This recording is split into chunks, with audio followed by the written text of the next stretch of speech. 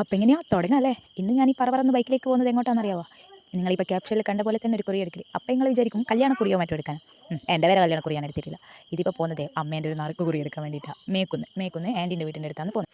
ഇതാണ് എൻ്റെ ആൻറ്റി ആപ്പനും ജോലി ചെയ്യുന്ന തട്ടുകട എന്നുള്ള വേരേ ഉള്ളൂ. അവിടുത്തെ ഫുഡിൻ്റെ ടേസ്റ്റ് കൊണ്ട് 5 സ്റ്റാർ ഹോട്ടലിൻ്റെ ഗുമ്മാന്നതിൽ.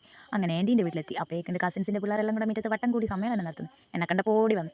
പക്ഷേ കുട്ടികൾ വന്നെങ്കിലും ഇവക്ക് വീഡിയോ എടുക്കുന്ന കണ്ടപ്പോൾ ഒരു പുച്ഛം എന്നോട്. ഓൾ എടുക്കലേ അങ്ങനെ പറഞ്ഞ് ഞാൻ എടുക്കാൻ ഞാൻ എടുക്കും. അങ്ങനെ ആടെ കുറച്ച് നേരം ഇരുന്ന് കോനായിലെല്ലാം ഇറങ്ങി ആ റോഡെല്ലാം ഇങ്ങനെ ഒന്ന് കാണിച്ചു തരാമെന്ന് വിചാരിക്കുന്നപ്പോഴേക്കാണ് ആര് വന്നത്? ഗൾഫിൽ നിന്ന് വന്ന പോലെ ഒരു കസിൻ്റെ ഭർത്താവും കൂടെ സ്കൂട്ടിയിൽ ലാൻഡായത്. ഒരാഴ്ചത്തെ ഹോസ്പിറ്റൽ വാസത്തിന് ശേഷം അവർ വീട്ടിലേക്ക് തിരിച്ചു വന്നിരിക്കുകയാണ് സുഹൃത്തുക്കളെ. അങ്ങനെ അവളെല്ലാം സ്വീകരിച്ച് അകത്തിരുത്തി കുറിയെടുക്കാനുള്ള വീട്ടിലേക്ക് നടന്നു പോകുന്നു. ഇതാണ് കനകമലയിലേക്കുള്ള റോഡ്. ഈ റോഡ് ഇങ്ങനെ നടന്ന് അതിൻ്റെ 2 വീട് അപ്പുറമെന്നെല്ലാം പറഞ്ഞോളി കുന്നും കയറ്റി നമ്മളെ കൊണ്ടുപോകുന്നുണ്ട്. കുറി ആർക്ക് വരുമോ എന്നറിയില്ല.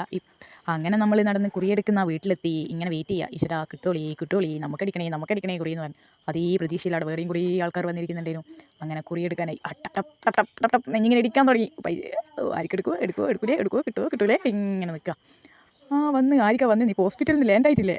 ആ കസിനാണ് ഇന്ന് ഈ പ്രഷർ കുറി വന്നത്. അപ്പോൾ അവളോട് വിളിച്ച് വരത്തില്ല, വീട്ടിലെത്തി ഒരു സർപ്രൈസ് ആക്കാമെന്ന് തീരുമാനിച്ച്.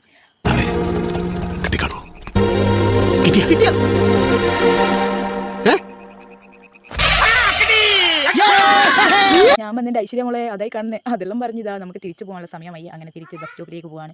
രാത്രി ആവാനായി. ആരെങ്കിലും കൂട്ടാൻ വന്നിട്ടുണ്ടെങ്കിൽ നല്ലേനും. പൈസയോ കിട്ടിയിട്ടില്ല. ഇരുന്ന ബസ്സിൽ അങ്ങെത്തുന്ന കാര്യം ആലോചിക്കുമ്പോൾ സങ്കടം വരും. അപ്പോൾ ഇത്രയേ ഉള്ളൂ. Okay bye tata see U.